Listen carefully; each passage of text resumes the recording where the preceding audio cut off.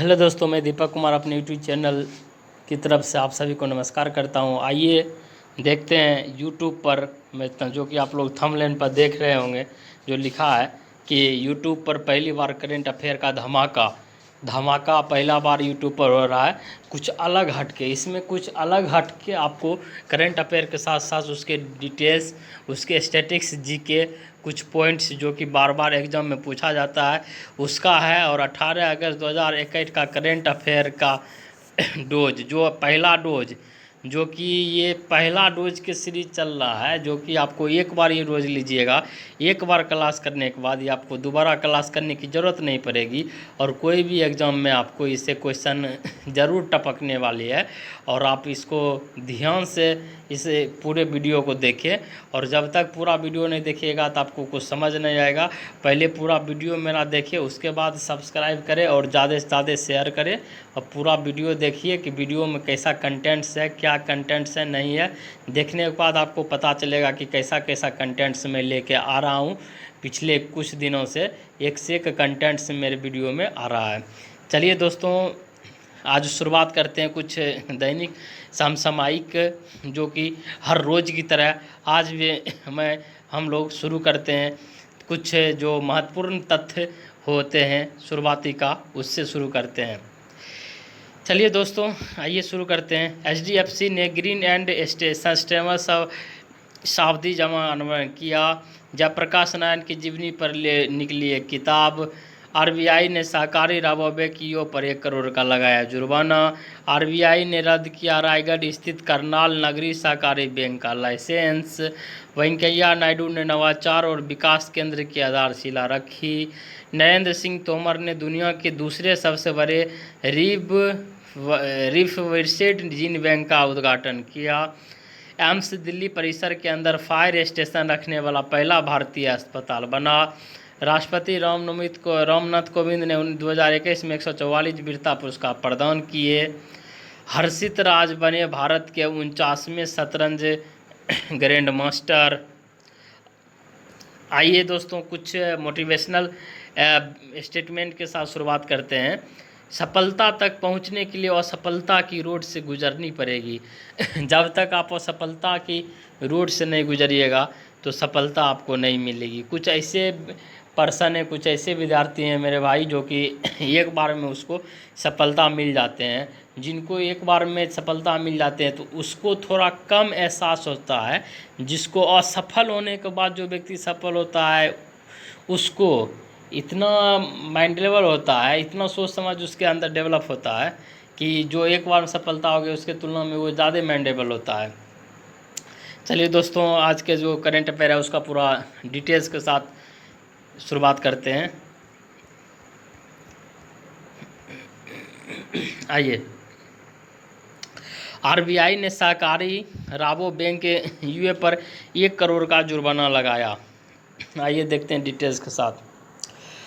RBI ने सहकारी राबो bank, cooperative राबो bank UA पर 1 करोड़ के मौद्रिक जुर्माना, मॉनेटरी पेनल्टी लगाया। इसकी मुंबई शाखा नीदरलैंड स्थित राबो बैंक समूह का एक हिस्सा है। किस बैंक का समूह का हिस्सा है? नीदरलैंड संबंधित एक बैंक का हिस्सा है। बैंकिंग विनियमन अधिनियम 1979 के कुछ प्रावधानों और आरक्षित निधियों के हस्तांतरण से संबंधित निर्देश का उल्लंघन किया। RBI ने कहा कि उसने पिछले 31 मार्च के बैंक के वित्तीय स्थिति के संदर्भ में एक वैधानिक निरीक्षण, प्रावार्षिक मूल्यांकन, inspection of supervisor evolution ISE, ये सब तो याद रखिए, ग्रुप डी में बार बार पूछता है, दे देगा। ISE का फुल फॉर्म क्या होता है? इंस्पेक्शन फॉर सुपरवाइजर एवोल्यूशन का किया था। उसी से संबंधित जोखिम मूल्यांकन रिपोर्ट के अनुसार विनिमय अधिनियम के प्रावधानों, केंद्रीय बैंक जारी निर्देश का उल्लंघन पता चला है। ये कुछ नहीं पूछेगा, इससे क्वेश्चन बनेगा कि हाल ही में RBI ने किस बैंक पर 1 करोड़ की जुर्माना लगाई, तो आपको दे देना है सहकारी राबो बैंक। किस बैंक की संस्था के तहत कार्य करता है? नीदरलैंड की संस्था। ये क्वेश्चन तो पूछेंगे, केवल ये पूछेगा RBI ने 1 करोड़ का कर्ज किस पे लगाया था? सहकारी राबो बैंक पर। आज का नेक्स्ट क्वेश्चन है कि HDFC ने ग्रीन एंड सस्टेनेबल सावधि जमा का अनावरण किया। आइए देखते हैं डिटेल्स में क्या है। एचडीएफसी बैंक ने पर्यावरण को जलवायु परिवर्तन इन्वायरमेंटल ऑफ क्लाइमेट चेंज से बचाने के लिए हरित और सतत जमा ग्रीन सस्टेनेबल डेवलपमेंट डिपॉजिट शुरू करने की घोषणा की और इन सावधि जमाओं के हरित और अस्थायी आवास ऋण समाधान सेवाओं के वित्त पोषण के लिए निर्देशित किए जाएंगे। इस एफडी में दी जाने वाली सुविधा जो है 36 से 120 महीने की जमा अवधि के साथ निवासी और एनआरआई दोनों इतना % की वर्ष की ब्याज दरों की पेशकश करेंगे। देखिए, एचडीएफसी बैंक ने पर्यावरण जलवायु परिवर्तन को बचाने के लिए हरित और सतत जमा करने की घोषणा की। ग्रीन एंड सस्टेनेबल डिपॉजिट की घोषणा एचडीएफसी ने की। जलवायु परिवर्तन इन्वायरमेंटल फॉर्म क्लाइमेट की घोषणा एचडीएफसी बैंक ने की। इससे यही पूछेगा। आइए कुछ तथ्य देखते हैं जो पूछता है। सभी परीक्षाओं के लिए महत्वपूर्ण टेक अवे मतलब उड़ान भरने के लिए सभी परीक्षा में डायरेक्ट टेक अवे मतलब डायरेक्ट आपको टकराएगा क्वेश्चन। एचडीएफसी बैंक का मुख्यालय मुंबई में। कौन सा ऐसा बैंक है जिसका मुख्यालय लखनऊ में? सिडबी है। एचडीएफसी बैंक का मुख्यालय कहाँ है? मुंबई महाराष्ट्र में है। एचडीएफसी बैंक के एमडी और सीईओ शशिधर जगदीशन। एचडीएफसी के जो सीईओ हैं शशिधर जगदीशन। और एचडीएफसी बैंक के टैगलाइन हम आपकी दुनिया को समझते हैं। एचडीएफसी बैंक जो है इसका मुख्यालय आपको मुंबई में और इसका जो एमडी और सीईओ है शशिधर जगदीशन है।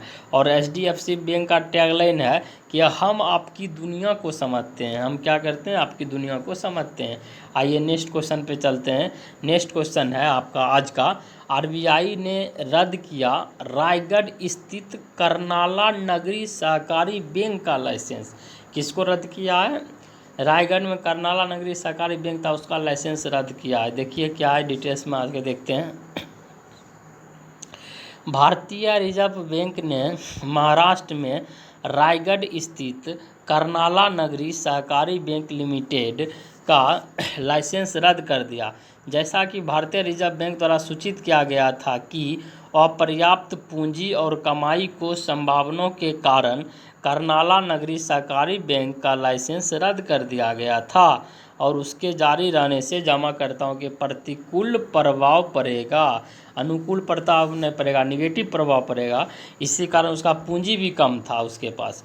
तो अगर क्वेश्चन पूछेगा आपसे बाबू कि रायगढ़ स्थित करनाला नगरी सहकारी बैंक लिमिटेड को आरबीआई ने क्या क्या मान्यता लाइसेंस रद्द कर दिया, और ये भी क्वेश्चन बनेगा कि भारतीय रिजर्व बैंक ने हाल ही में किस बैंक की मान्यता रद्द की, तो इसका क्वेश्चन क्या मारिएगा? रायगढ़ स्थित करनाल नगरी सहकारी बैंक की रद्द की। आइए आज के नेक्स्ट क्वेश्चन की ओर हम लोग चलते हैं। आज की नेक्स्ट क्वेश्चन की ओर चलते हैं और कुछ इसका जो आरबीआई का जो देखिए कुछ तथ्य है।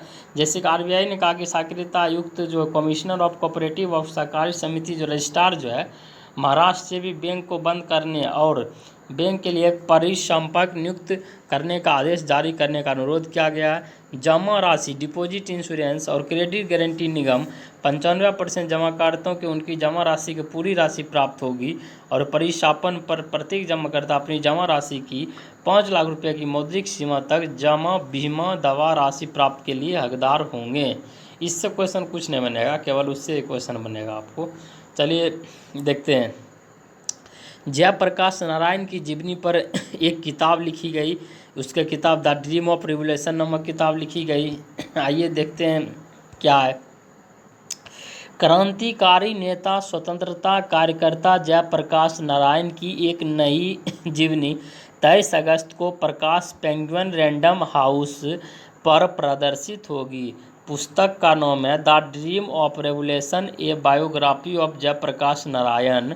उस व्यक्ति के जीवन से उपाख्यानों और पहले कभी नहीं बताई गई कहानी को साझा करती है। परिवर्तनकारी राजनीतिक ट्रांसफॉर्मेटिव पॉलिटिक्स के लिए भावनात्मक भूख शक्ति और इनक्यूबेटिंग क्रांतिकारी विचारों के लिए जाने जाते हैं। ये सब छोड़िए, इससे क्वेश्चन केवल बनेगा कि द ड्रीम ऑफ रेवोल्यूशन ये बायोग्राफी ऑफ जयप्रकाश नारायण, जयप्रकाश के नारायण की बायोग्राफी है। इसका पुस्तक the dream of revolution, the dream of revolution किसका? जयप्रकाश नारायण की है। और प्रकाश के अनुसार इतिहासकार विमल प्रसाद और लेखक सुजाता प्रसाद द्वारा लिखित है। किसने किसने लिखा? ये क्वेश्चन पूछा द ड्रीम ऑफ रेवोल्यूशन किससे संबंधित है? जयप्रकाश नारायण से संबंधित है। किसने लिखा? तो द ड्रीम ऑफ रेवोल्यूशन किसने लिखा? विमल प्रसाद और सुजाता प्रसाद ने लिखा। बैरिकेड्स पर रहने वाली जीवन की अस्पष्टताओं और विडंबनाओं और समानताओं और स्वतंत्रताओं पर आधारित समाज में एक व्यक्ति के निरंतर खोज करती है। किसने लिखा? विमल प्रसाद। किसने लिखा? क्वेश्चन सही से ध्यान दीजिएगा। किसने लिखा? विमल प्रसाद। विमल प्रसाद लिखा। उसके बाद क्या लिखा इधर? सुजाता प्रसाद। विमल प्रसाद के बाद आपको सुजाता प्रसाद इसमें लिखा गया है। विमल प्रसाद सुजाता प्रसाद ने लिखी है। आज के नेक्स्ट क्वेश्चन पे हम लोग चलते हैं। क्या क्वेश्चन? वेंकैया नायडू ने नवाचार और विकास केंद्र की आधारशिला रखी। वेंकैया नायडू ने नवाचार और बैंक की शिला रखी। भारत के उपराष्ट्रपति वेंकैया नायडू ने Jawaharlal Nehru centre for advance scientific research Bangalore के नवाचार और विकास केंद्र की आधारशिला रखी। JNCS innovation and development centre को एक ऐसी सुविधा के रूप में विकसित किया जाएगा जहां प्रयोगशाला आविष्कारों को स्केल अप और प्रौद्योगिकी हस्तांतरण के लिए बढ़ाया जाएगा। मेक इन इंडिया और आत्मनिर्भर भारत के मिशनों का पूरा करने में मदद करेगी और आविष्कारों के अनुवाद को सक्षम करने के लिए वैज्ञानिक अत्याधुनिक प्रशिक्षण प्रोटोटाइप उपकरण प्रदान किए जाएंगे।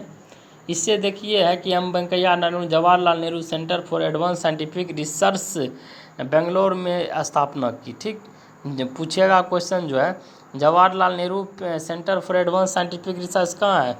तो Jawaharlal Nehru centre for advance scientific कहाँ है आपको?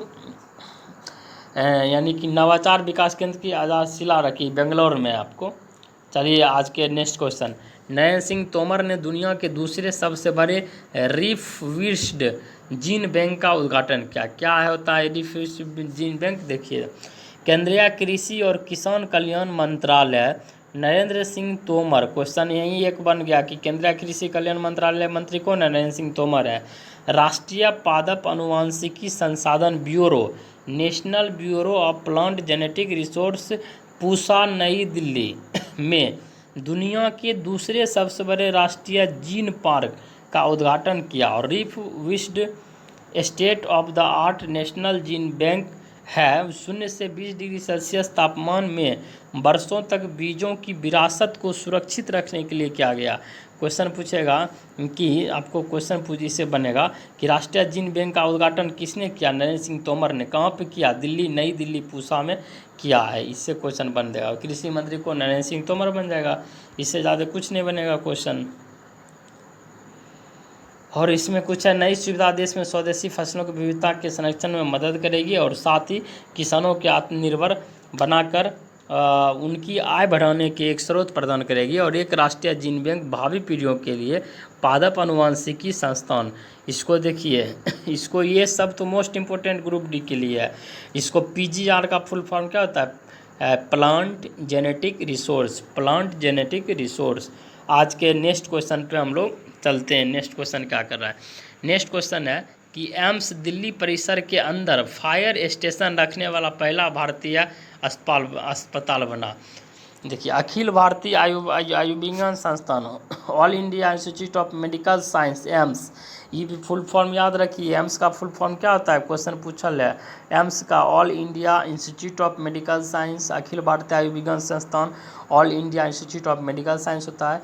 नई दिल्ली में किसी भी आपात स्थिति से निपटने के लिए अस्पताल परिसर के अंदर एक फायर स्टेशन रखने वाला है और भारत का पहला अस्पताल बन जाएगा। दिल्ली फायर सर्विस के साथ गठजोड़ किया गया है और 61 दमकल रहेंगे और 3280 कर्मचारी रहेंगे। 3616 कर्मियों के साथ DPS से औसतन लगभग 22,000 रुपये बचाव का भाग होगा। देखिए, इसमें कि पूछेगा कि अपना जो है कौन सा जो अस्पताल है, पहला अस्पताल है जो दिल्ली फायर सर्विस जो है अपना फायर स्टेशन हॉस्पिटल में बनाया था, एम्स बनाया। एम्स का दिल्ली एम्स ने बनाया। चलिए आज का नेक्स्ट क्वेश्चन। रामनाथ कोविंद राष्ट्रपति रामनाथ कोविंद ने 2021 में 144 वीरता पुरस्कार प्रदान करने की घोषणा। राष्ट्रपति रामनाथ कोविंद ने 2021 में 144 वीरता पुरस्कार करने की घोषणा की है। देखिए इसके बारे में डिटेल्स। सशस्त्र बलों के सर्वोच्च कमांडर राष्ट्रपति श्री रामनाथ कोविंद ने स्वतंत्रता दिवस 2021 के अवसर पर सशस्त्र बलों, पुलिस और अर्धसैनिक बलों के जवानों के लिए 144 वीरता पुरस्कार को मंजूरी दी है।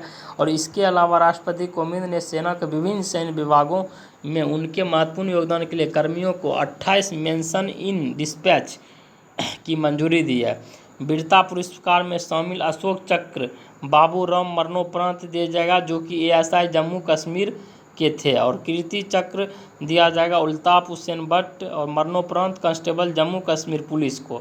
अशोक चक्र सब वीरता का सबसे बड़ा पुरस्कार कौन है? अशोक चक्र। किसको मिला? अशोक चक्र बाबू राम को मिला मरणोपरांत। ये कहाँ के एसआई थे? जम्मू कश्मीर पुलिस के ये एसआई थे। ये सब क्वेश्चन याद रखिए। जम्मू कश्मीर का जो एसआई थे अशोक बाबू राम को मिला अशोक चक्र पुरस्कार। आइए आज का नेक्स्ट क्वेश्चन जो है हम लोग चलते हैं नेक्स्ट क्वेश्चन पे। हर्षिता राज बने भारत के 69वें शतरंज ग्रैंड मास्टर। पहला शतरंज ग्रैंड मास्टर कौन है? विश्वनाथ आनंद। पहला कौन है? विश्वनाथ आनंद। आइए पुणे महाराष्ट्र के 20 वर्षीय शतरंज खिलाड़ी हर्षित राजा शतरंज के भारत में 69वें ग्रैंड मास्टर बन गया है। बिल मास्टर ओपन 2021 में जीएम बनने की उपलब्धि हासिल की, जहां उन्होंने डेनिस वैगनर के खिलाफ अपना अंतिम जीएम मानदंड प्राप्त करने के लिए एक राउंड के साथ अपना खेल ड्रॉ किया। और विश्व शतरंज संगठन द्वारा शतरंज खिलाड़ियों की ग्रैंड मास्टर की उपाधि सम्मानित किया जाता है। किसके द्वारा किया जाता है? विश्व शतरंज संगठन द्वारा, FIDE द्वारा, विश्व शतरंज संगठन द्वारा क्या किया जाता है? शतरंज खिलाड़ी ग्रैंड मास्टर की उपाधि दी जाती है और सम्मानित किया जाता है। और यह सर्वोच्च किताब है जिसे एक शतरंज खिलाड़ी प्राप्त करता है। शतरंज के क्षेत्र में सर्वोच्च क्या है? ग्रैंड मास्टर का किताब है। और ये 68वां जो 69वां बना है वो हर्षिता राज बना है। कौन बना है? हर्षिता राज 69वां बना है। चलिए आज का इतना ही।